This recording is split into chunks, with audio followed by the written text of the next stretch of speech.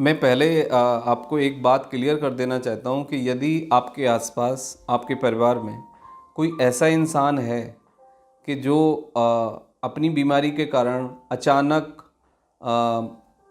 अजीब सी बातें करता है, अचानक ऐसी बातें करता है कि आपको लगता है कि उस इंसान के अंदर कोई दूसरा इंसान पैदा हो गया है, या वो इंसान कुछ अलग सी बातें करता है जो ना आपने सुनी ना उसके इंसान ने कभी सुनी, तो आप ये मत मानिए कि वो कोई पुनर्जन्म वाली बात है या भूत प्रेत वाली बात है या XYZ बात है।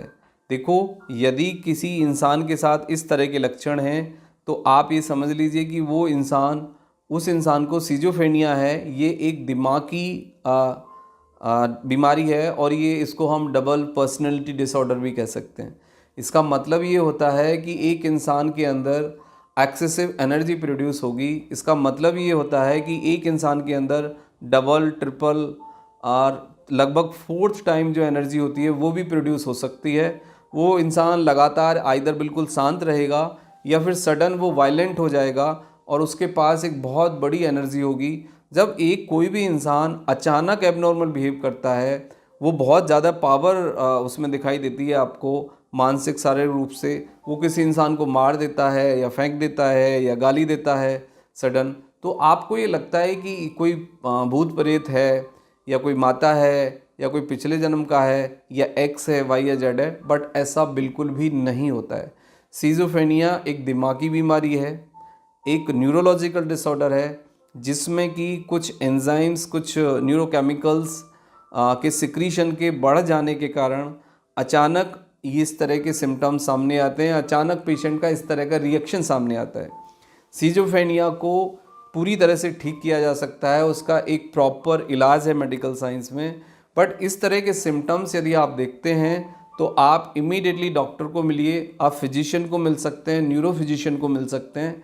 लेकिन यदि इस बीमारी में आप किसी मौलवी के पास या किसी आप ओझा के पास या किसी पंडित के पास या कुछ और ट्रेडिशनल चीज़ें आप लगा रहे हैं, कि जैसे कोई जूता सुंघाता है, कोई आग जला देता है, कोई चप्पल मारता है, कोई और बहुत सारी चीज़ें हो सकती हैं, तो इन सब से आपके पेशेंट की न केवल बीमारी बिगड़ेगी बल्कि आपके पेशेंट की जो जान है वो खतरे में पड़ेगी। और इससे लगातार बीमारी बढ़ती रहेगी और एक कंडीशन ऐसी आएगी कि वो इंसान दिमागी रूप से इतना कमज़ोर हो जाएगा, या तो वो इंसान बिल्कुल शांत रहेगा या वो इंसान आपके साथ वायलेंस करेगा। और उस पेशेंट को घर में कंट्रोल करना, घर में मैनेज करना, उसको समझाना आपके लिए इम्पॉसिबल होगा। हमारे पास बहुत सारे ऐसे पेशेंट ने विज़िट किया, लगभग सभी पेशेंट ठीक हैं। कुछ पेशेंट ट्रीटमेंट लेके कम्प्लीटली ठीक हो गए, कुछ पेशेंट अभी भी ट्रीटमेंट ले रहे हैं और बिल्कुल नॉर्मल वो ज़िंदगी जी रहे हैं। तो इसका इलाज 3 महीने से लेके 3 साल तक इसका ट्रीटमेंट होता है। इसमें कुछ काउंसलिंग भी होती है। कुछ पेशेंट के बिहेवियर को डील करने के लिए हम उसके अटेंडेंट, उसके घर वालों को भी कुछ चीज़ें समझाते हैं। तो इसके इलाज के साथ साथ एक काउंसलिंग की ज़रूरत है और एक इलाज की ज़रूरत है। सिजोफ्रेनिया कम्प्लीटली मेडिकली इलाज से, दवाइयों से ही ठीक होने वाली बीमारी है। इसमें दूसरे जो प्रयास हैं वो पेशेंट को ठीक नहीं कर सकते। कुछ फौरी तौर पर कुछ टाइम के लिए राहत हो सकती है, बट वो राहत नहीं होती है, वो एक एपिसोड होता है। यानी सिजोफ्रेनिया का जो पेशेंट है वो जो बिहेवियर करता है उसको वो खुद भी नहीं याद रहता, खुद भी नहीं पता रहता।